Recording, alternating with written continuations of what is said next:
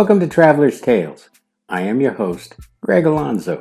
Today I will be your guide through history as we take a look at your questions and comments from part 1 of The Birth of Rome. Before we begin, just a quick reminder that we post new videos every Tuesday and Friday.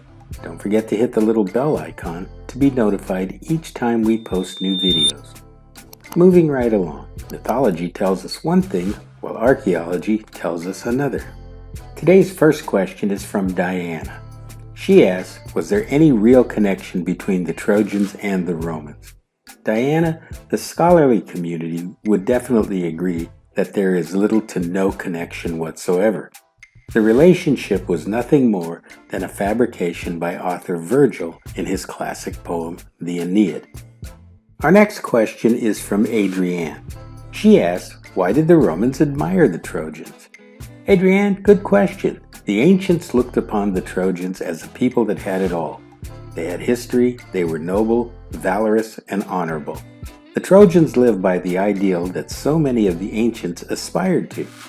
The Romans believed that their descendants were Trojan nobility that escaped the wrath of the Greeks and the sacking of Troy. They saw themselves as descendants of a mighty Eastern Empire that rose from ashes to conquer the then known world. Let's press on. Our next question is from Randy. He asks, why admire the Trojans? They were totally defeated by the Greeks and they lost everything. Randy, the Romans saw the Trojans as a most honorable people and a powerful city-state who, after a long stalemate with the Greeks, lost the war due to trickery. Our next question is from Giselle. She asks, who were the Trojans? Giselle, this is a difficult question as we know so little about them. Most of what we know was written by the Greeks.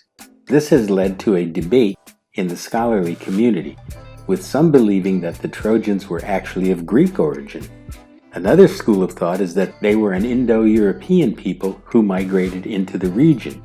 If we take the words of Homer into account, the Trojans were an indigenous people who shared kinship with the Dardanians and were a mixture of Anatolian and Luwian peoples. The latter was known to the Romans as Cilicia. Our next question is from Jean-Claude. He asks, did the Aeneid reach the goal sought by Emperor Augustus? Jean-Claude, yes. Though Virgil's epic is a clever piece of propaganda, the Roman people believed it because they wanted to believe. As for Augustus, he delivered. The new empire was the beginnings of a great and unrivaled empire, with the reign of Augustus being fairly a Pax Romana, a Roman peace. Our next question is from Pierre. He asked, why a she-wolf? Do wolves symbolize something in Roman mythology? Good question, Pierre. Yes, they do. To the Romans, a wolf is symbolic of courage. Next, we have a question from Deborah. She wants to know, did the she-wolf have a name? If so, what was it? Deborah, the she-wolf is known as the Capitoline wolf or La Lupa Capitolina. Her personal name was Lupa. In Latin, the word for wolf is lupa. Let's press on. Our next question is from David. He asked, what was the name of the king who sentenced Romulus and Remus to death? David, Amulius was the usurper who stole the kingdom of Alba Longa from his brother Numitor. He sentenced both Romulus and Remus to death because he feared that they would one day be a threat to his rule. We still have time for a couple more questions. Let me see. Here's a good one. This question is from Jamie. She wants to know the name of the man who found Romulus and Remus. Jamie, his name was Faustulus. He was a shepherd and he raised the twins as his own. Our last question of the day is from Cooper.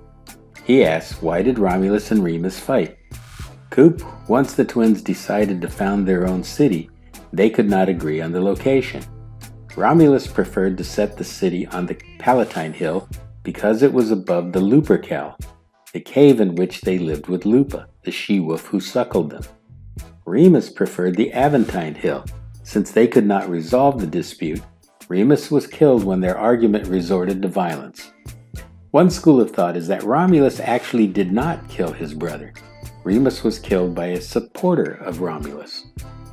In conclusion, tradition has it that Romulus then founds the city of Rome, its institutions, government, military, and religious traditions. According to the tale, Romulus reigned for many years as Rome's first king.